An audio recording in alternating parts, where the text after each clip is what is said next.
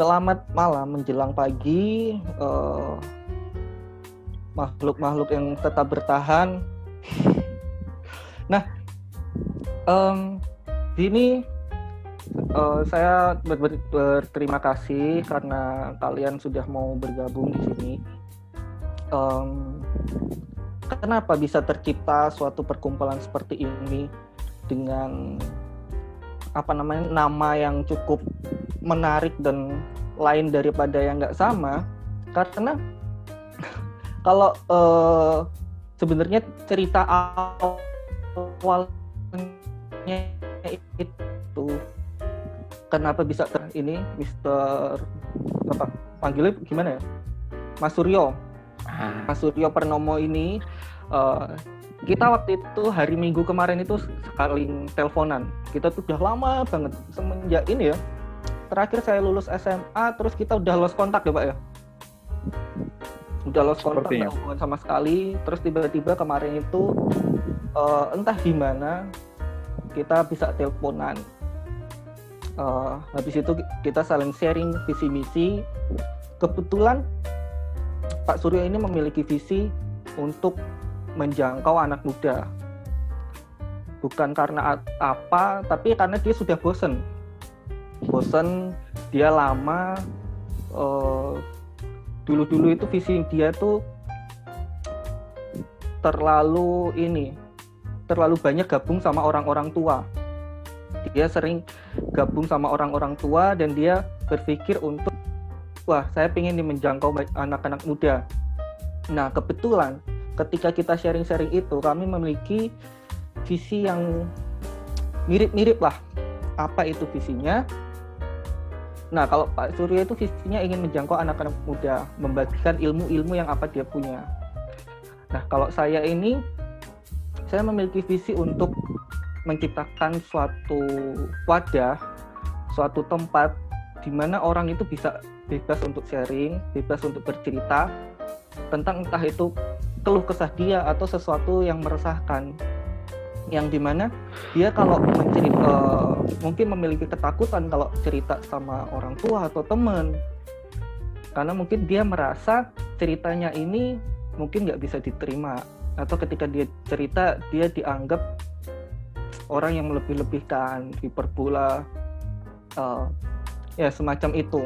Dan dari obrolan-obrolan itu tiba-tiba ini tercetus ide untuk menciptakan suatu diskusi ini. Nah, ini nama diskusi kita ini adalah obrolan edan.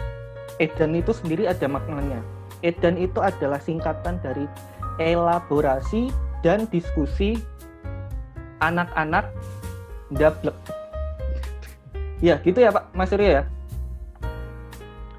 Ndablek itu tuh diambil dari bahasa Jawa yang kadang tuh sering dikonotatif. Kadang ini tuh sering dipakai untuk melabel anak-anak yang susah diatur, yang dibilangin keras gimana pun tetap gitu aja. Tapi ndablek ini arti sesungguhnya tuh bukan itu. Ndablek ini itu tuh kayak anak yang sudah dibilangin gimana pun, tapi nggak pokoknya acuh tak acuh, karena dia yakin sama tujuannya. Dan kebetulan mungkin tujuannya itu nggak sesuai sama apa yang ada, nggak sesuai sama hal-hal yang umum gitu. Sehingga dia karena nggak sesuai itu, mungkin dia ditegur, dia dinasihati dinasihati terus, tapi nggak mempan nasihat itu. Nah, itu makanya dari situ muncullah ide untuk memberikan julukan itu kepada kelompok ini gitu. Nah, topik hari ini saudara itu adalah tentang menikah itu penting, tapi bukan biaya gitu. Nah, kenapa bisa terpikirkan tema ini? Karena ini kan mendekati, ya kita semua tahu ya, apalagi di sini anak-anak muda besok pasti tahu hari apa, hari Valentine. Mungkin kalian sudah ada buat jalan buat apa ya, melakukan aktivitas sama orang terkasih atau sudah ada planning nih mau ngasih hadiah apa sama orang terkasih, atau masih bingung siapa orang terkasih di dalam hidupmu itu gitu kan. Nah tapi juga kadang anak-anak muda di usia kita ini, usia 20-an dan yang mau mendekati usia 20-an juga mungkin sudah ada planning tuh buat nanti aku pengen menikah di umur sekian, terus atau mulai kepikiran jodohku nanti siapa, aku mau nikah tuh gimana. Nah kadang fokus kita itu menikah itu nggak jarang fokus kita itu kepada materi, harus mempersiapkan ini itu, tapi ternyata menikah itu bukan cuma bicara tentang materi, bukan cuma bicara apa yang bisa aku berikan kepada pasangan dalam hal materi, tapi juga ada hal lain. Nah ada nih teman saya yang dulu pernah mengajar saya, Kak Sony mungkin bisa men-sharingkan pergumulan-pergumulannya tentang menikah. Nah kebetulan ini kan Pak Sony, kalau secara orang-orang umum lihat, orang-orang awam lihat, Pak Sony itu secara mungkin ya, mohon maaf nih Pak, secara usia mungkin kan sudah cukup matang untuk menikah, terus juga ekonomi ya sudah bisa lah untuk menikah. Tapi kenapa kok masih memilih untuk majang? Mungkin bisa di-sharingkan, apakah karena menikah itu sulit atau pandangan seperti apa dari Pak Sony ini? Silakan.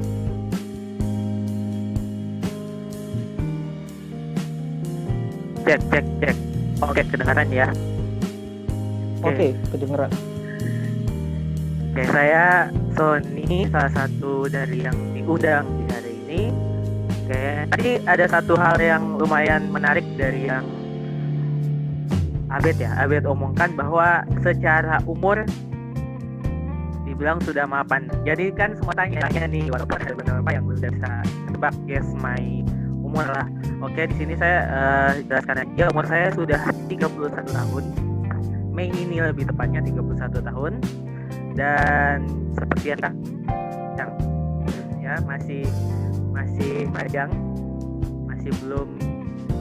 masih memilih untuk tidak menikah sekarang. Oke. Kenapa sih sampai melajang, dan lebih tepatnya kenapa salah gitu melajang di usia yang segini gitu kan? Ya sebenarnya untuk memilih melajang di usia segini itu nggak gampang gitu, apalagi kita berhadapan dengan tuntutan lingkungan sekitar gitu kan. Woi, umur udah sekian, udah berapa tahun saya kerja nih, udah dari 22 sampai 31, udah almost 9 tahun udah kerja, berarti pundi-pundinya udah banyak gitu kan, hartanya udah banyak lipat di sana sini, pengalaman udah banyak gitu kan, kawan udah banyak kawan gitu. Why nggak milih nikah gitu kan? Tuntutan udah mulai ada nih, apalagi umur 31 gitu. Which is sebenarnya kalau kita lihat di area, terutama di daerah sekitar saya sekarang kerja, itu sekitaran umur 22 sampai 25 itu udah nikah. Di atas itu udah mulai tanda tanya, kok belum nikah kan? Itu yang namanya tuntutan, udah mulai ngalami tuntutan. Mulai muncul dari tuntutan dari orang tua tuh, kapan punya cucu, kawan-kawan udah setiap kali ketemu kapan gitu kan, kapan nikah, dan ngalamin tekanan gitu. Dan memilih untuk melajang sampai sekarang mengakibatkan saya punya krisis diri gitu kan. Krisis diri yang seperti apa sih, kok belum nikah gitu. Dari diri sendiri udah ngerasa apa gua nggak bagus itu, apa gua nggak fit tuh di community gitu, karena saya nggak fit gitu di komunitas ini, sampai akhirnya nggak sesuai dengan tuntutan sekitar gitu, sampai ada masa-masa di mana minder untuk bergaul kan. Ya, yang saya mau bagikan dari sisi saya adalah cuma ada tiga hal, yaitu demand, tuntutan, secure atau rasa nyaman, dan effort atau usaha gitu kan. Demand itu saya lebih ke arah tuntutan lingkungan yang tuntutan lingkungan dan ekspektasi diri yang meminta kita untuk segera menikah atau fit untuk ekspektasi yang umum di situ. Itu sebelum sekitaran 25 udah harus nikah dong, 28 udah harus nikah dong. Ini 31 belum gitu kan, kita ada demand gitu, lingkungan sekitar demand saya untuk nikah gitu. Tapi saya harus memilih gitu, apa harus dengan mereka atau enggak gitu, karena kan ujung-ujungnya pilihan di saya gitu kan, pilihan di saya gitu. Kalau saya ujung-ujungnya pilih nikah karena tuntutan mereka, nanti kalau belakang-belakangan saya merasa nyesal dengan pilihan saya nggak mungkin dong marahin mereka. Gara-gara kalian tuh gue jadinya cepetan nikah gitu kan. Gara-gara kalian akhirnya gue terjebak dalam sebuah drama kehidupanku menangis kayak gitu kan. Itu pertama demand, tuntutan. Yang kedua saya mau bagikan adalah secure. Sisi nyaman lu di mana gitu. Lu lebih nyaman dalam posisi yang mana? Memilih melajang atau memilih menikah gitu, yang mana yang lebih secure, yang mana lebih bikin lu nyaman gitu. Kalau lu memang menikah karena lu nyaman dengan pilihan itu, damai sejahtera dengan pilihan itu, udah nyaman dengan pilihan itu, silahkan pilih gitu, why not gitu, lu udah siap, why not gitu. Tapi kalau masih ada insecurity, ada beberapa hal yang menurut lu harus dipersiapkan dan masih belum mantep, ya why not memilih untuk melajang. Terutama lebih kata kalau for me ya, rasa secure yang perlu saya kejar itu adalah saya butuh untuk nyaman untuk diri sendiri. Saya butuh untuk mengetahui simptom-simptom saya, keadaan saya ketika saya capek mental gitu. Karena demand orang kan saya harus mengejar sesuatu yang orang pengen. Demand saya diri sendiri, ekspektasi saya harus mengejar sesuatu gitu. Ini ketika kamu mengejar pasti punya rasa capek dong, dan harus tahu di mana sih sisi capek diri kita itu. Jangan sampai, harus tahu ketika lu capek, tanda-tanda lu capek, keluaran emosinya gimana, itu berbahaya. Dan yang terakhir effort, yaitu usaha untuk sampai ke tuntutan gitu kan. Boleh sih ngikutin demand orang, boleh sih tetap nyaman pada dirimu sendiri, tapi harus lihat seimbang dua-duanya. Lu harus punya usaha untuk mencapai demand, tapi usaha untuk tetap nyaman dengan diri lu sendiri. Jadi itu saja yang mau saya bagikan. Kenapa saya masih memilih untuk lajang, karena saya lihat demand-nya udah harus nikah, tapi saya lihat saya secure-nya di mana, nyamannya di mana, dan yang saya sudah melakukan itu effort untuk bisa memenuhi demand itu, tapi tidak membuat fisik saya dan mental saya untuk lelah. Oke, sampai situ aja. Oh, oke, makasih Pak. Berarti alasan lajang itu yaitu tadi ya, karena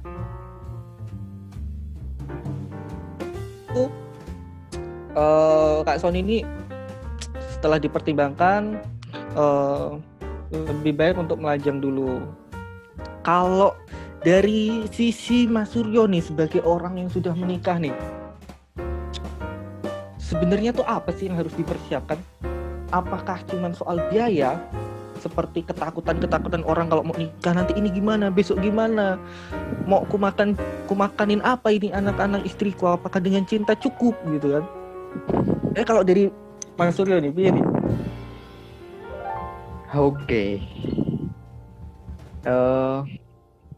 Malam semuanya.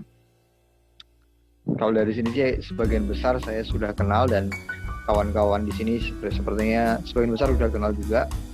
Cuman ada beberapa mungkin ya yang belum tahu saya. Yang pasti bagi yang belum tahu saya, nama saya Suryo. Sampai sekarang saya itu sangat bahagia menjadi junior. Sama seperti ini ada Pak Sony ini dulu pernah satu alma mater sama saya. Beliau junior saya, junior saya dari angkatan. Tetapi beliau ini senior saya dari umur itu Pak ya. Tapi sekarang kayaknya kalau dari sini saya itu senior dari semua orang. Junior dari semua orang, karena saya juga baru mulai pendidikan juga. Karena buat saya ternyata itu hidup itu paling mudah itu menjadi bodoh. Dan ketika bodoh itu enak, gitu ya. Oke, tadi bahas pertama dulu, saya respon dulu dari Abed ya, tentang visi saya untuk berbagi. Saya itu pengen berbagi. Selama ini tuh Tuhan kasih kesempatan saya itu berbagi sama orang yang tua-tua. Tua-tua itu dalam artian bukan tua. Apakah Mas Suryo belum tua? Saya merasa saya muda. Kenapa? Karena kawan-kawan saya umurnya 60 semua, gitu. Kalau kayak gini, waduh, kacau nih. Saya ngelihat ini usianya ada yang 18, ada yang 20, ada 22 sekitarnya lah. Saya kerasa tua sekarang jadinya. Yang pesaing saya sekarang cuma tinggal satu nih, Pak Sony doang nih, gitu kan. Jadi saya tua muda gitu. Kalau kemarin saya muda, gitu kan. Nah, meskipun saya merasa saya muda, saya tetap pengen berbagi dengan yang muda. Kenapa? Karena saya dulu ya, ketika saya masih galau-galaunya, itu nggak banyak orang yang bantu saya, hanya beberapa orang. Nah, saya itu juga pengen menjadi orang yang membantu orang lain, gitu. Kurang lebih. Meskipun saya juga nggak punya banyak hal, hanya sedikit hal yang bisa saya bagikan. Itu yang pertama. Makanya saya pengennya diskusi ya, diskusi, bukan sebuah webinar, bukan sebuah proses transfer ilmu, enggak. Saya hanya pengennya tuh, saya bilang sama Abel bahwa yuk kita buat diskusi aja. Kalau diskusi berarti semua bagian dari kita itu punya ilmu, mari kita gabung satu-satu. Itu aja sih. Terus kemudian tadi menanggapi sama Pak Sony, wah bener juga tuh, ada security, sama yang kedua tentang yang pertama security dulu. Kita tuh merasa secure nggak sih sama diri kita? Nah, pada bagian ini saya juga pernah pada posisi di mana saya insecure. Apakah saya diciptakan Tuhan untuk menikah atau tidak? Pernah, saya ingat sekali ketika saya umur 22 tahun. Saya merasa insecure. Saya bahkan sampai berdoa sama Tuhan, saya ini jangan-jangan disuruh selibat ya, gitu. Terus kemudian puji Tuhan, ketika ada yang mau, saya langsung cepet-cepet, daripada dia sadar kan, langsung saya nikahi. Puji Tuhan, sampai sekarang masih jadi istri saya gitu kan. Dan puji Tuhan, semoga aja sampai selamanya gitu kan. Nah, next, yang kedua masalah demand. Wah, ini berat juga Pak Son. Demand ini saya yakin sih kawan-kawan yang di sini semua udah mulai merasakan, kecuali ada beberapa sih yang saya tahu di sini masih di bangku SMA, beberapa nggak merasakan demand itu. Tetapi kalau yang sudah berada di usia 22 ke atas, 20 ke atas, itu sudah mulai, kamu belum punya pacar ya, itu udah mulai ada. Nah, untuk melengkapi demand itu balik ke security kita. Dan kalau misalkan kita sudah secure, sudah merasa yakin bahwa oh, saya itu ternyata diciptakan untuk menikah. Terus kemudian sudah mulai ada calon nih. Nah, biasanya yang dipikirkan adalah saya nggak punya duit coy, persiapan dulu lah gitu kan. Biasanya seperti itu sih biasanya terjadinya. Penting nggak sih persiapan materi? Penting. Kenapa saya bilang penting? Saya dulu berpikir bahwa saya itu harus punya rumah dulu, saya harus punya kendaraan dulu, saya itu mesti punya deposito dulu ketika saya menikah. Saya terus lakukan itu. Ketika bapak saya bilang, ayo kamu nikah, saya bilang saya belum siap. Kenapa? Secara materi. Bapak, apa yang lagi kamu cari? Kamu sudah punya. Ternyata saya bilang, saya dalam hati saya tetap berpikir bahwa saya harus butuh ini pak, butuh ini. Pas ada calonnya, pas ada yang mau, Tuhan kasih hal yang lain. Secara materi awalnya udah siap, Tuhan buat habis semua saudara-saudara. Nggak dari nol lagi tapi negatif. Tetapi saya punya prinsip seperti ini. Kita itu tidak akan pernah siap untuk menjadi siap, tetapi kita harus menjadi siap. Kita itu tidak akan pernah siap untuk menjadi siap, tetapi kita harus siap. Nah, makanya harus siap. Tetapi nggak kemudian kita nyelonong aja, berani ke depan. Materi gimana? Penting, harus kita pikirkan. Tetapi yang pasti kita pikirkan adalah bukan materi tentang bagaimana resepsi pernikahan kita, bagaimana proses awal dari perjalanan pernikahan kita, berapa banyak uang yang saya harus siapkan untuk melamar, berapa banyak seserahan yang harus saya berikan kepada calon istri saya, atau berapa banyak uang yang harus diberikan oleh calon suami saya, bukan itu. Tetapi bagaimana hidupmu bisa berjalan ke depannya.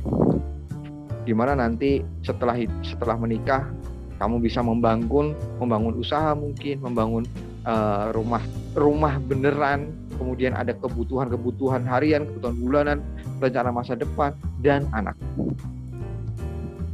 Tetapi secara garis besar, laki-laki, kalau tadi ditanya persiapannya apa aja, secara garis besar itu ada 3 bagian. Sebenarnya kalau mau ditulis ya, walah panjang banget coy. Saya belajar cukup lama, saya mempersiapkan cukup lama. Tapi kalau dibagi jadi bagian yang lebih besar lagi, kalau untuk gampang kita diskusikan dalam waktu yang sangat singkat ini, karena saya cuma dikasih waktu 10 menit, pasanganmu. Bagian kedua adalah dirimu dan bukan dirimu deh, maksudnya kamu dan pasanganmu dengan orang tua. Yang bagian ketiga itu adalah dirimu dan keluargamu nanti. Yang pertama, yang paling berat sebenarnya, ini yang paling berat menurut saya, itu adalah mempersiapkan dirimu dan pasanganmu. Kenapa? Kita masih percaya bahwa kita itu memilih pasangan itu yang berbeda. Saya ulang, yang berbeda, bukan yang sama. Kita selalu berpikir kita harus nyari orang yang sama, padahal kita harus nyari sesuatu yang berbeda. Kenapa harus yang berbeda? Harus ya, saya bilang ya, harus berbeda. Karena kalau gear itu adalah 2 permukaan yang sama-sama halus atau sama-sama kasar, nggak akan ketemu, nggak akan bisa jalan. Tetapi gear itu harus ada 2 permukaan yang posisinya berbeda. Ketika yang menonjol ketemu yang condong ke dalam, yang menonjol ketemu kemudian dia berputar. Seperti itu. Dan itu fungsi sebenarnya harusnya. Kalau misalkan yang lain, bayanginnya gini, kamu nggak bisa jalan kalau nggak ada gaya gesek. Gaya gesek itu terjadi karena apa? Karena ada perbedaan permukaan tanah, permukaan kulit kita, permukaan kaki kita dengan permukaan yang kita injak. Kita harus berbeda. Nah, yang perbedaan tadi yang jadi masalah. Saya dengan istri saya sangat beda jauh. Berbeda sekali.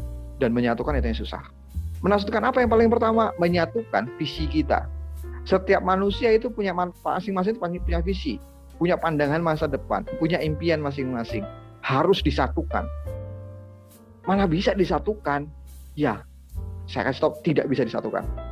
Tetapi harus ada yang kemudian didiskusikan, diobrolkan, kemudian dijadikan satu. Harus ada yang mengalah, harus ada yang mengurangi posisinya, tapi ada juga yang mau untuk ditarik ke atas. Pertama, drip. Yang kedua, tentang sosial kita. Kehidupan sosial kita udah jelas berubah ketika kamu nikah. Nikah itu bukan cuma sehari, 2 hari, 3 hari, enggak. Nikah itu bukan cuma seperti kayak romance, kamu pacaran, ini Valentine besok, mana coklatnya, bla bla bla. Enggak seperti itu. Kamu bayangin setiap hari kamu akan ketemu dengan dia. Kamu bayangin setiap detik kamu akan ketemu dengan dia. Kamu bayangin kamu jalan dari depan rumahmu sampai ke belakang, ketemu lagi dengan dia. Kamu bayangkan kalau misalkan kamu ketemu ternyata berpasangan dengan orang yang seperti saya, yang kantornya jaraknya itu sekitar 5.000 mm dari tempat tidur. Kamu akan ketemu dengan dia sepanjang waktu. Bosan kamu. Kalau kamu nggak siap, bahaya. Kalau berdua nggak siap, bahaya. Yang berikutnya biar cepet ya. Langsung nanti kalau misalkan itu kita elaborasi nanti lagi. Yang berikutnya, keluarga.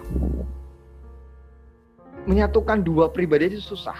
Apalagi menyatukan 2 keluarga yang memiliki sudut pandang dan kultur yang pasti berbeda. Mas, apakah kalau kita sudah sama-sama satu budaya kemudian mudah? Enggak. Kenapa?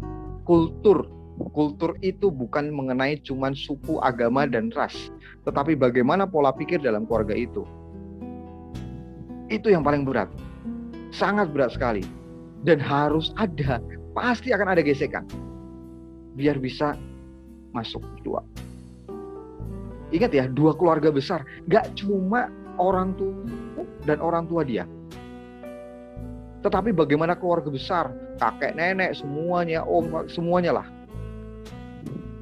Bersyukurlah kalau misalkan kamu menjadi pribadi yang nerimo. Dan bermasalahlah kalau kamu menjadi pribadi kayak saya. Yang kalau nggak sepandangan sama, hajar. Itu bermasalah pasti. gitu ya. Itu family itu paling berat sekali. Jujur itu sampai kapanpun semua pribadi pasti akan bermasalah dengan itu. Dan kita harus siap ketika kita mau menikah. Nah, yang paling terakhir, ini kecil tetapi besar. Keluarga kecil kalian nanti. Keluarga kecil nanti itu lebih kepada, saya mau fokuskan kepada anak. Kenapa? Kamu mau nikah, tapi nggak punya anak, itu nggak mungkin.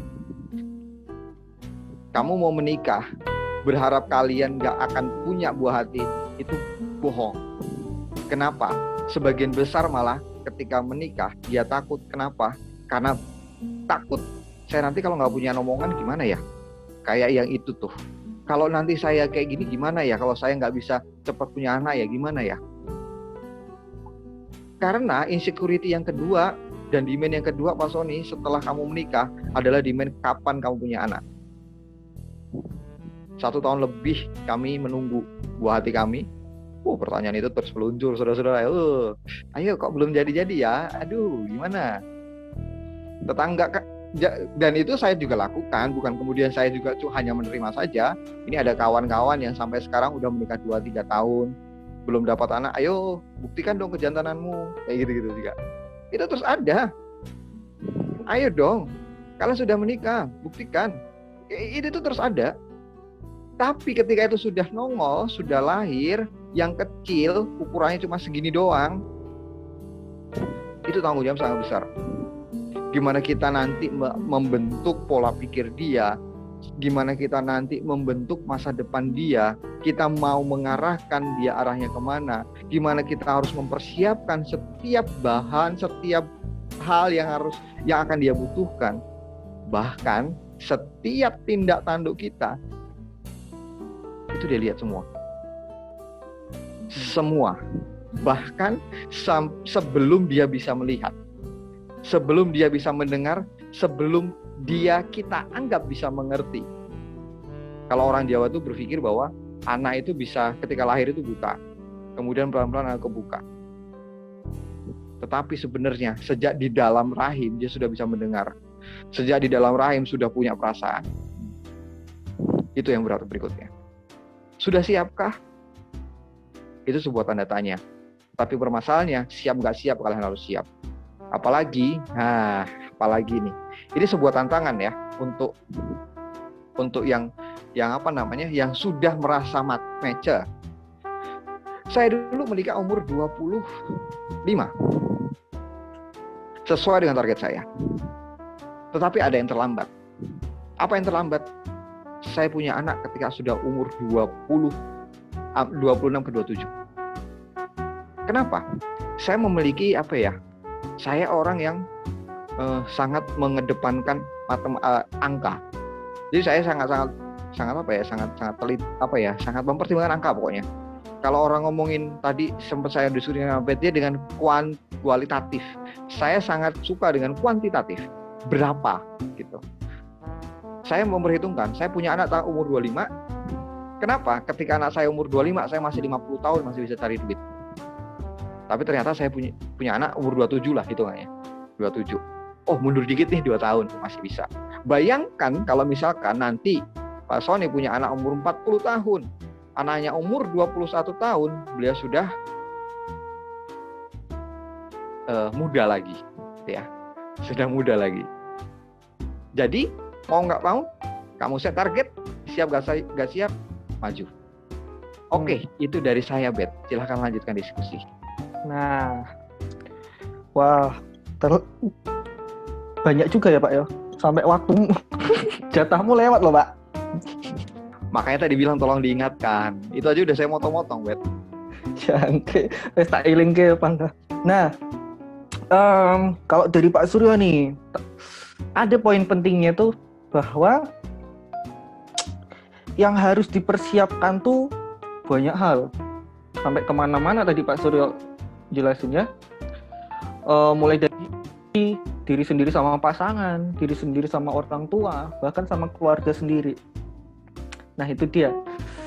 Kalau dari kalian-kalian nih, mendengar penjelasan itu, ada nggak yang kalian setuju atau menurut kalian kalau aku kayak gini, menurutku kayak gini Pak, atau kalau kalian ada yang mengalami kesulitan yang sama yang seperti dirasakan kedua orang gila ini, silakan, mungkin bisa dibagikan, di-sharingkan.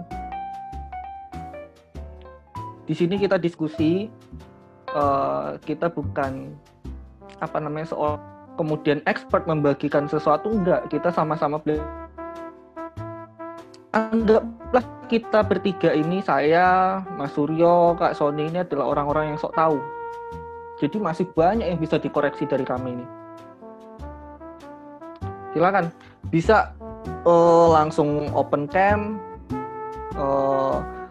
bisa dinyalain voice note-nya, ngomong, atau mau lewat meeting chat.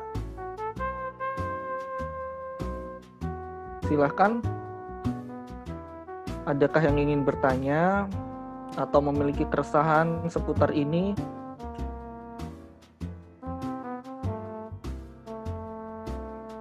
Nah, mungkin kalau nggak ada nih Pak, dari saya nih, kan sebelumnya kan ke Mas Suryo sih. Mas Suryo kan bingung nih, aku pengen nikah atau enggak. Tapi apa sih yang bikin Mas Suryo langsung, wah sekarang nih saatnya aku pengen nikah nih? Apa cuman karena ada yang mau? Atau takut gak laku? Sama aja ya. Sama aja itu mah. Kalau saya dulu, jadi ada, kalau saya percaya dengan doa sih. Ketika saya berdoa pasti langsung dijawab. Tapi yang menjadi masalah adalah jawaban doa itu ada 3. Yes, no, or wait. 3 ini doang. Tapi jawaban doa itu lebih cepat daripada kecepatan cahaya. Yang kecepatan cahaya itu bisa bergerak 300.000 km per detik. Itu lebih cepat lagi, gitu kan? Sebelum mungkin amin, n itu integral sangat dikit lagi, kecil sekali tenggat waktunya. Itu kita sudah dijawab.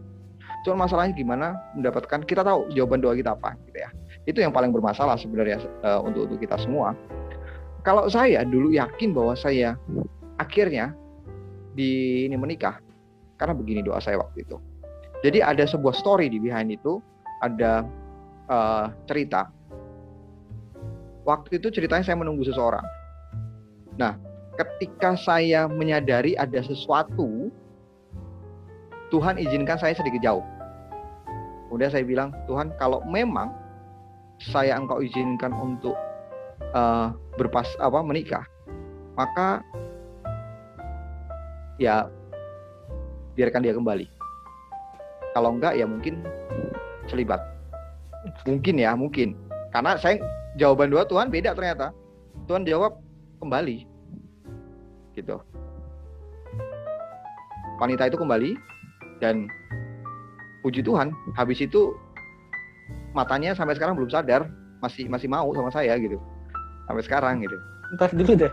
Kalau wanita itu kembali, berarti sebelumnya dia sudah memutuskan untuk pergi. Oke.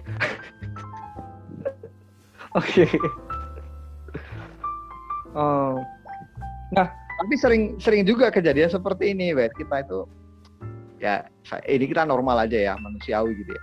Kita tuh sering berdoanya tuh seperti ini kalau sama Tuhan ya. Tuhan, saya lagi suka nih sama si A gitu ya. Misalkan ya. Ada yang saya suka sama A gitu ya, si A. Tuhan, ini doa dari Engkau, dekatkanlah kami buat kami menjadi dekat. Tetapi kalau ini bukan jodoh dari Engkau untuk saya, panggillah dia. Kita ada juga yang begitu gitu kan. Kita maksa. Padahal prinsip dari menikah itu kan Tuhan yang manggil, Tuhan yang ngasih. Kalau nggak dikasih ya udah. Gitu sih. Tapi kan kalau balik ke tadi, berarti ini siap gak siap harus siap ya kitanya ya? Oh iya, siap gak siap harus siap. Meskipun kita nggak pernah bisa siap. Nggak siap harus siap, tapi kan banyak loh yang dipertimbangkan tuh. Oh iya. Dia sadar memang, ya aku harus siap, karena memang udah sekarang loh saatnya, tapi itu masih banyak yang dipertimbangkan. Itu gimana tuh? Melihat kesiapan itu nanti lagi melihat target yang kita punya. Oh, berarti target itu penting. Penting. Kamu sepak bola, tendang-tendangan doang, ada 22 orang di situ. Kalau nggak punya target, kamu ngapain situ? Lari ke kanan ke kiri. Oh. Berarti bisa dibilang targetnya itu ada, tapi nanti dikasihnya kapan harus siap, meskipun nggak sesuai gitu. Betul. Sama seperti saya bilang tadi, saya sudah persiapan nggak? Sudah. Target saya waktu awal adalah saya sudah memiliki tempat tinggal, saya sudah memiliki kendaraan, bla bla bla bla bla, panjang. Tapi ketika kami sudah merencanakan untuk siap-siap, ternyata Tuhan buat saya nggak siap. Apa? Semua persiapan saya hancur semuanya. Tuhan ambil semua dalam waktu sekejap. Gitu. Siap nggak siap harus siap dong. Berarti siap nggak siap harus siap. Kita harus mempersiapkan diri bukan nanti, bukan besok, tapi mulai secepatnya dong. Sekarang. Jadi gini. Saya pertama kali benar-benar serius untuk dekat sama perempuan itu ketika semester 7 ketika di UPH. Itu sekitar tahun 2010 akhir. Kenapa? Karena target saya menikah pada waktu itu adalah umur 22 sampai dengan 25. Kenapa? Saya punya target 25 saya punya anak. Nah, tapi sebelum itu saya persiapan. Saya sudah cari buat usaha sendiri. Selain saya bekerja, saya buat usaha sendiri. Kemudian saya mempersiapkan bagaimana mendidik anak, bagaimana komunikasi dengan anak, bagaimana caranya untuk memberikan terbaik untuk anak secara psikologis. Sudah persiapan semuanya. Mulai, meskipun calonnya belum ada. Oke. Calonnya nggak tahu di mana. Saya persiapan dari sebelumnya. Gitu sih. Ini nggak ada yang saya lain ya, Bet ya. Bosan saya lihat muka kamu, Bet. Ayo yang lain nih. Kalau dilihat di sini banyak manusia yang memiliki pasti sudut pandangnya itu berbeda, nggak mungkin sama. Nah, ini kan dari tadi kan Pak Mas Sur bicara tentang target. Nah, Bang Son, sharing nggak nih? Sharing apa tuh? Ya, perlu nggak nih dijelasin nih maksud pertanyaanku nih? Oke. Kalau punya target ada ya. Cuma ngeleset terus sih, nggak tahu kenapa mundur terus aku ini. rencana juga 25 sama pernah yang ini 25 gitu kan. Tapi sebelum ya salahnya udah sadar duluan sih. Oh kayaknya ketahuan aslinya nggak jadi gitu kan. Ketahuan aslinya aku nggak jadi. Ya udah target berikutnya 28 gitu sampai yang siapa. Nggak jadi 30 ya nggak tahu sih.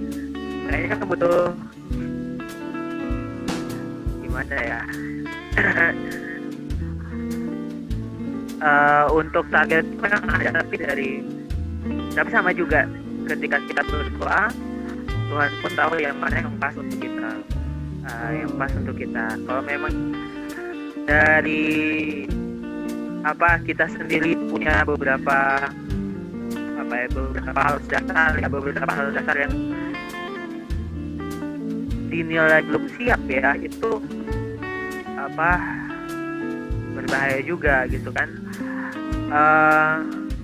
Dibanding walaupun saya tadi udah buka ya, saya lebih senior umurnya dibanding Suryo ya, tapi secara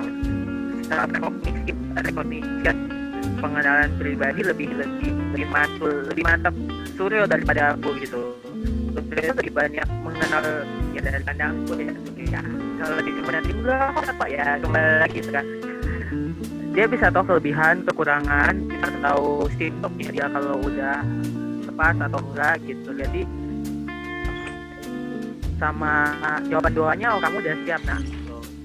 Sebenarnya kalau waktu itu aku lihat lagi ke waktu-waktu zaman dulu, lebih ke arah aku belum mengenal diriku sih, belum kayak anak galau sih, anak alay.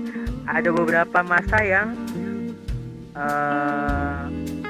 belum mengenal simptom-simptom pribadi. Kapan aku capek secara mental aku nggak tahu, bagaimana pelampiasan ketika mentalku capek aku pun tahu gitu kan. Ada beberapa yang kenal sama saya dulu, orangnya main merabas aja gitu kan, which is nggak tahu batasnya di mana.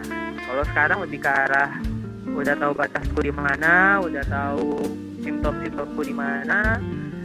Jadi ya kalau memang sekarang udah dikasih jebret di depan ya siap gitu kan. Ya target ada, doakan aja ya. Amin. Kita akan terus doakan. Jadi ini ya.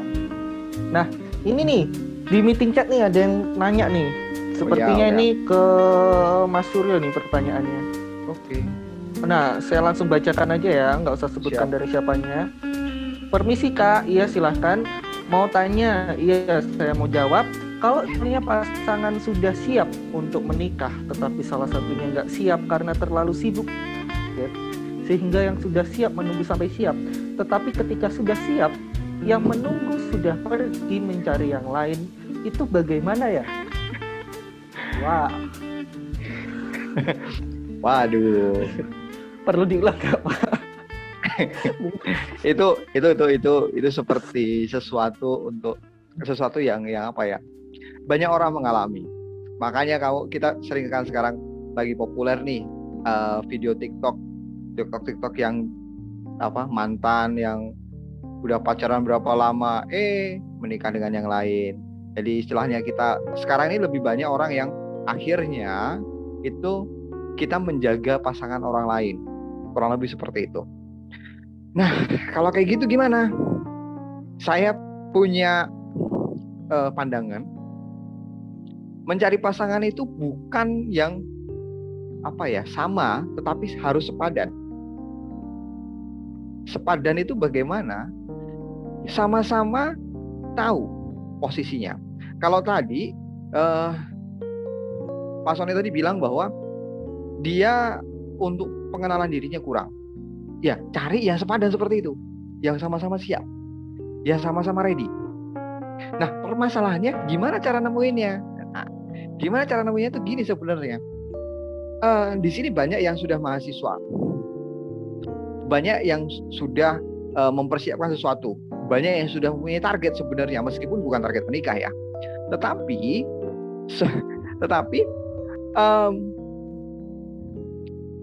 nggak menyadari bahwa ada sesuatu lagi yang harus dipersiapkan.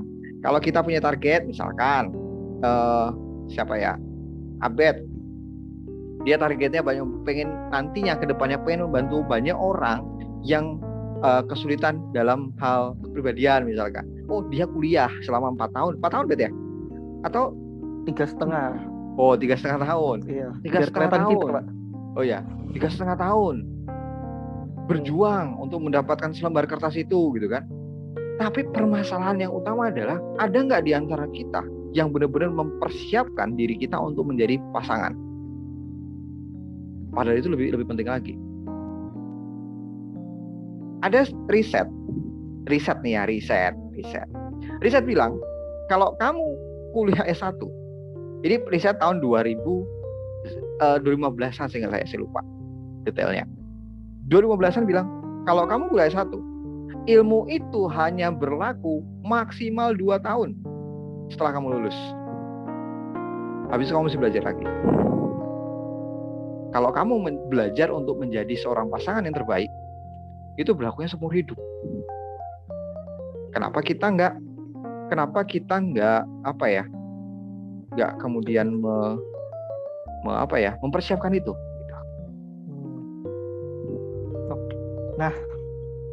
Tapi kita kan dari tadi itu udah ngomong siap.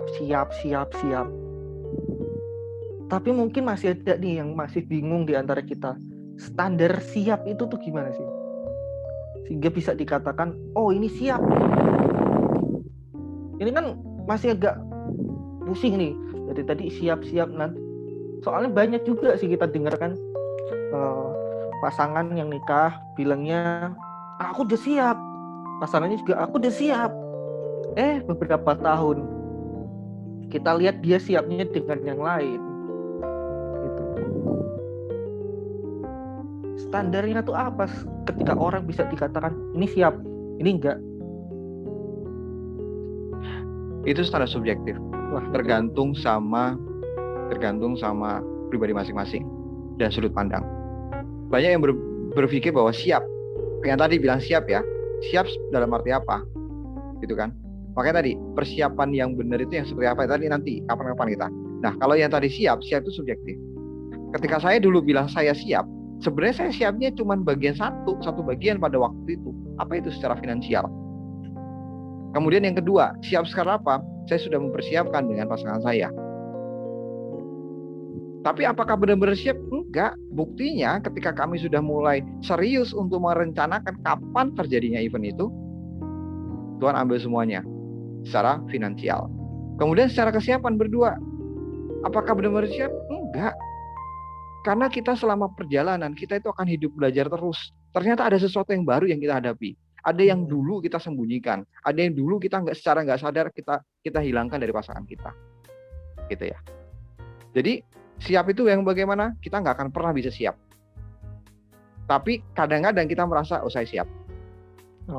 Nah, tetapi itu lebih baik orang yang merasa saya siap, meskipun belum benar-benar siap, tetapi berani mengambil tanggung jawab. Gitu. Itu menurut saya. Nah, tadi ini ada yang angkat tangan nih, kalau nggak salah Lulu, kalau nggak salah saya lihatnya tadi. Apakah jadi untuk bertanya? Lulu, gua masih ada nggak? Ini di chat juga kayaknya ada pertanyaan, Bet. Oh, di chat ya. Bentar. Bang, mau nanya bang. Nah, Oke. silahkan. Ini kan temanya juga soal nikah ya bang ya. Siap. Ya, Sebenarnya tuh apakah umur itu tuh menjadi patokan buat nikah sih bang? Aduh, ini pas banget udah ada sampelnya nih bang. Ini namanya Osvaldo ya. Iya bang. Oke. Ini pas banget ada contohnya nih. Saya kasih ini ya. Salah, maaf. Bu. Jadi tadi sudah di depan dijabarkan bahwa saya dengan Pak Sony ini, Pak Sony yang lebih secara usia lebih tua, gitu ya. Secara usia lebih tua. Tetapi kami sama menyadari, saya waktu awal saya lebih siap saya merasa siap lebih muda daripada Pak Sony. Sampai sekarang Pak Sony baru merasa siap gitu ketika umur 30-an. Terus apakah usia itu jadi patokan? Enggak. Itu semuanya tergantung pada masing-masing. Usia berapa menikah yang baik tergantung pada masing-masing. Kenapa? Kalau dalam dunia psikologi ada yang disebut dengan umur yang sebenarnya dengan umur psikologi ya atau apa istilahnya Bet ya? Mental age sama actual age ya. Nah, mental age kita itu berbeda-beda antara satu dengan yang lainnya.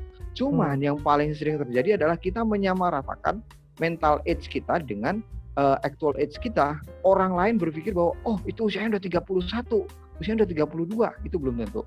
Nah, kemudian secara mental age tadi, kematangan tadi, itu juga berbeda-beda antara satu dengan yang lain.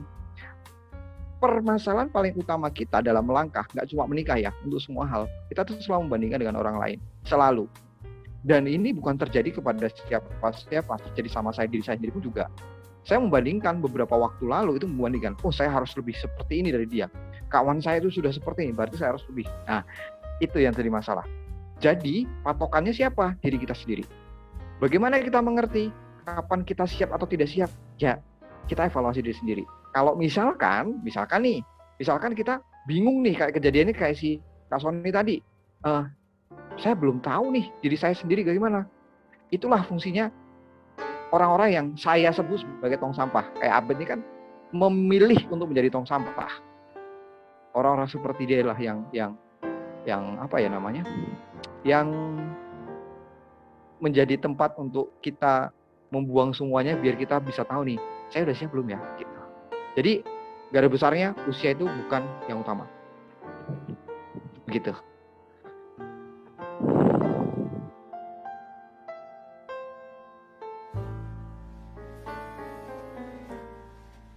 Unmute, Bet. Nah, itu tadi ya, Osvaldo, apakah ada yang pengen kamu tanyakan lagi? Cukup bang. Oke, cukup. Nah, Mantap. ini sebenarnya ada sesuatu yang menarik, Pak, dari teman saya. Siap. Tapi dia bingung kalau sudah ngomong langsung nyampeinnya gimana. Oke. Saya mungkin bisa bacakan chatnya aja ya. Siap. Nah, tadi dengar Bapak penjelasan yang tadi itu apa segala macam. Ini bebas ya dari Kak Sony atau Mas Suryo.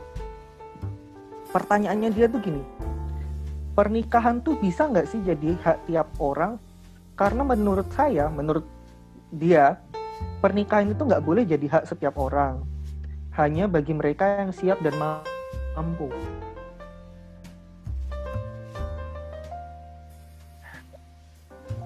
Itu hak atau kewajiban ya? Di sini dia menuliskannya sebagai hak.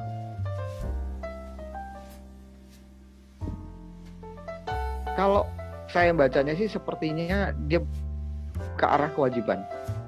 Gak semua orang wajib untuk menikah. Tetapi setiap orang berhak untuk menikah. Hak ya. Ya tergantung orangnya mau atau enggak.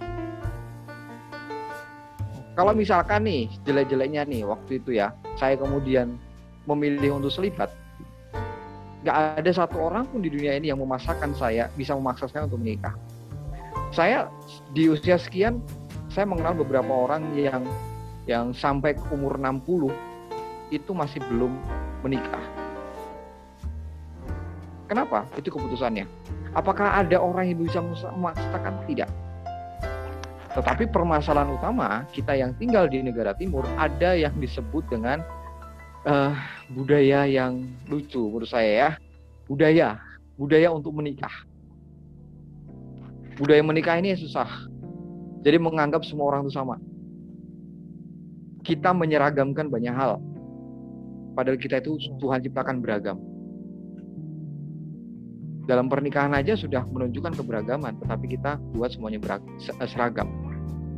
Itu menurut saya. Oke. Berarti nikah itu suatu kewajiban, tapi hak semua orang untuk menentukan apakah dia akan menikah atau enggak, atau enggak. Nikah Bukan itu kewajiban. kewajiban, tetapi bukan hak. kewajiban, tapi hak. Ah, Oke. Nah,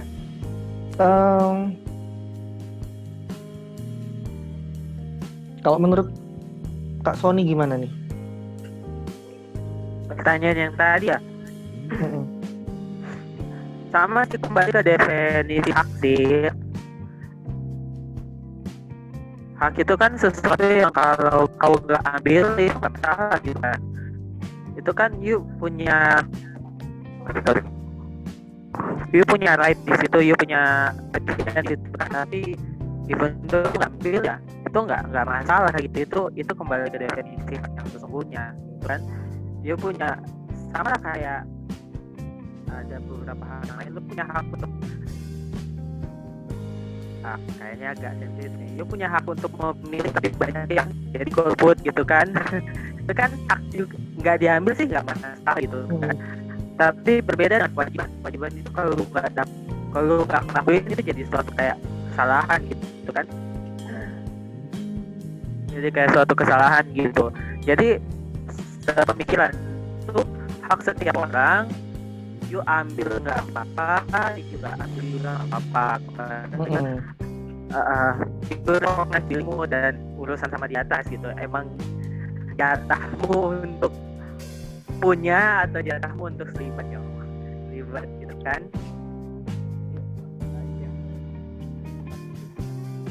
Udah itu aja. Oke, Mr. Tony, thank you. Nah, ini kalau dilihat dari waktu kan sebenarnya sudah selesai nih, kawan-kawanku. Tapi masih ada 2 pertanyaan di meeting chat nih. Mas Suryo atau Pak Sony ada usul nggak? Ini mau kita 5 menit cukup nggak kalau untuk menjawab pertanyaan ini? Kita jawab secepat mungkin aja kalau nggak. Dan Oke. kalau misalkan kita ini nanti mungkin kita nanti kan ada evaluasi ya Bet ya. Nanti biar kita ini apakah nanti kita butuh waktu lagi untuk diskusi berikutnya untuk hal yang seperti ini, gitu ya. Nah, nih yang pertama mau tanya nih, silakan.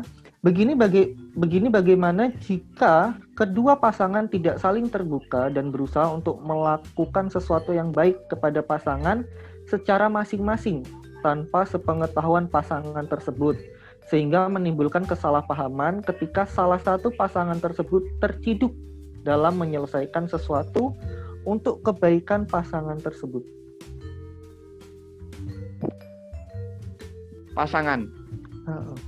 Pasangan itu memikirkan keduanya, saling.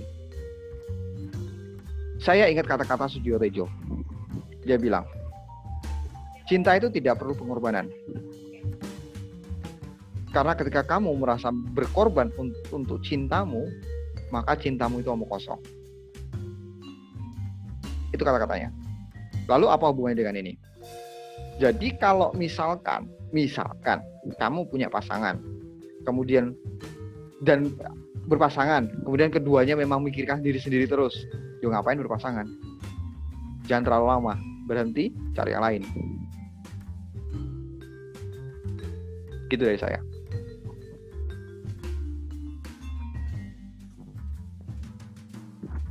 Sekedar tambahan, kalau nggak mau terbuka itu berarti nggak jujur gitu kan. Nggak jujur berarti nggak ada saling percaya. Kalau hubungan lebih dari satu orang nggak ada saling percaya, ya itu bukan hubungan. Selesai.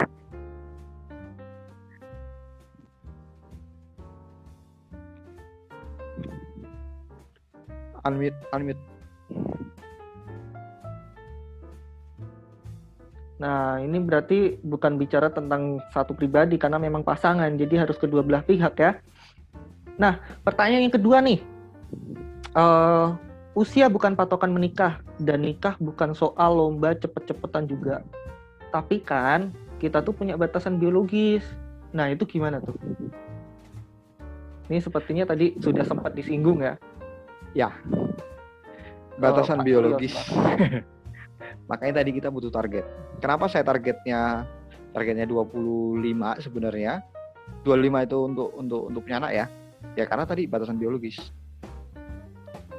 Batasan biologis, kebayang nggak sih kalau kita melihat orang yang usia sudah di atas 40 baru punya anak. Misalkan ya kita ngomong ekstrim aja di atas 40. Karena juga saya pernah menemui kawan yang baru menikah umur 43. Kebayang kalau misalkan dia punya anak umur 44, kalau langsung ya. Nanti anaknya umur 10 tahun, lagi lari kencang-kencangnya, dia udah nggak bisa lari. Kebayang seperti itu. Itu kalau kita ngomongin itunya. Belum masalah tentang reproduksi dan segala macam. Saya nggak ngomongin itu. Gitu sih menurut saya. Jadi kalau misalkan ini, ya itu tadi kita kembali ke target. Kamu harus berpikir, memperhitungkan dari batasan-batasan yang ada.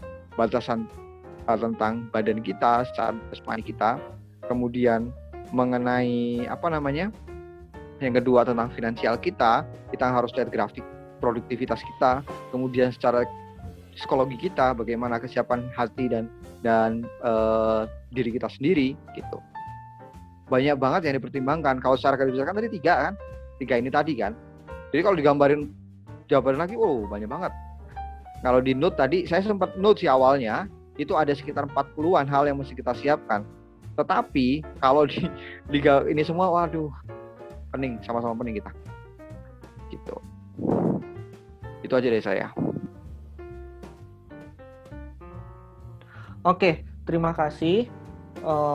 Karena waktunya juga sudah lewat. Jadi kesimpulan dari diskusi kali ini adalah sebenarnya nikah itu dibilang mahal, iya mahal, baik itu dalam hal materi, tapi yang lebih mahal dari itu adalah kesiapan. Dimana kalau kita bicara tentang kesiapan, standarnya di mana ya itu hal subjektif. Tapi ada cara-cara untuk supaya kita siap, dan itu nggak sempat sih kita bicarakan di sini. Mungkin di lain kesempatan. Jadi kalau dari situ kesimpulannya adalah menikahlah ketika kamu siap. Karena memang menikah itu adalah hak. Tapi kamu perlu tahu nih, dirimu itu siap atau enggak. Dan itu sesuatu yang sangat penting. Karena kalau kita cuma lihat pernikahan itu sebagai hak doang, bisa jadi dia nanti menikah tanpa tahu dia siap atau enggak, ujung-ujungnya pernikahannya berantakan. Gitu. Dan ini udah akhir. Saya ingin memberitahukan bahwa besok ini kita juga masih akan mengadakan diskusi-diskusi seperti ini, tapi jamnya lebih pagi, lebih manusiawi yang ini. Jamnya itu jam 12 siang. Tapi tetap sama aja, tetap manusiawi, tapi tetap di jam-jam rawan. Ya karena kami memang sekumpulan orang-orang yang nggak waras. Jadi masih penuh dengan kekurangan ini tadi. Dan tema besok ini adalah tentang mencintai atau dicintai. Masih erat kaitannya dengan ini, dan kebetulan besok itu juga Valentine. Bicara tentang hari kasih sayang. Dan kita perlu tahu nih, yang lebih pentingnya itu mencintai atau dicintai. Kurang lebih begitu ya, Mas Suryo ya. Saya sih mau membandingkan mana yang lebih dulu kita lakukan, mencintai dulu atau dicintai dulu. Oh, mana yang lebih dulu dilakukan? Oke. Nah, gini nih teman-teman. Saya ingin membagikan suatu link yang itu isinya tentang penilaian, dan juga saya berencana untuk memasukkan kalian-kalian ini ke dalam suatu grup yang nantinya ketika akan ada kegiatan seperti ini kami bisa lebih mudah membagikan informasi, atau kalian kalau ada pertanyaan-pertanyaan baik tentang tema ini atau mau usul nanti, mending angkat tema tentang ini yang lagi booming ya silahkan. Atau kalian memiliki keresahan itu tadi, kalian bisa langsung sampaikan ke salah satu dari Mas Suryo, Kak Sony, ataupun saya. Nah, nanti sebisa mungkin kami akan menolong, dan apabila kami rasa diri kami itu tidak sanggup, kami bisa mengundangkan orang-orang yang sepertinya memiliki expert di bidang itu untuk menolong kalian menuntaskan keresahan itu, atau setidaknya mengurangi keresahan itu. Kurang lebih seperti itu. Apakah ada tambahan dari Mas Suryo? Si Abed ini berencana untuk menjadi tong sampah. Kalau kita semua, karena tujuan awalnya si Abed adalah untuk menyediakan ruang untuk kita terbuka tanpa ada batasan. Abed sebentar lagi akan menyiapkan link untuk teman-teman semua. Bisa anonim, bisa dengan identitas, nanti akan disiapkan link dan akan dibuat komunikasi dengan Abed semua keresahan kalian. Jadi hal-hal yang sepertinya hal yang sangat berat yang tidak bisa kalian ungkapkan ke orang lain bisa diungkapkan ke Abed dan timnya. Timnya Abed nih kayaknya banyak yang nggak di sini nih, Bet ya. Banyak nggak ada, Bet ya. Banyak yang nggak ada. Banyak nggak ada timnya, jadi nanti bisa dibantu oleh Abed dan tim. Gitu sih. Oke. Gitu. Terus acara ini kalau bisa ini dibuat reguler, jadi kita bisa banyak ngobrol. Kalau bisa kita ngobrol ya, ngobrol enak gitu loh, santai. Nggak kemudian cuman saya bosan dengar suara Abed. Coba yang lain gitu kan. Terima kasih. Ya.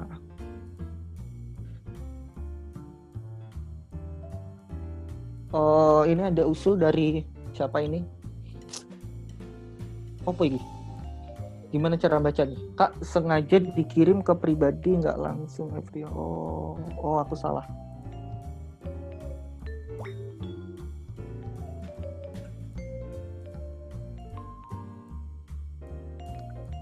Nah, mungkin Mas Suryo bisa tolong bantu ini ya, bagikan linknya ke meeting chat. Saya ada kesulitan di sini.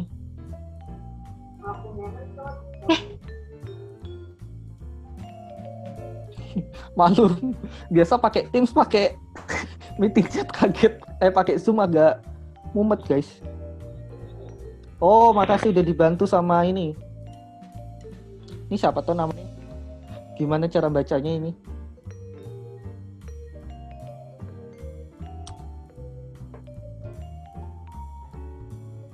Nah, mungkin 3 menit lagi deh. Saya kasih kesempatan buat kalian ngisi linknya. Dan sembari menunggu rekan-rekan mengisi, apakah ada pertanyaan atau gundah gulana kalian yang seputar tadi kayak masih ada mengganjel nih? Silakan.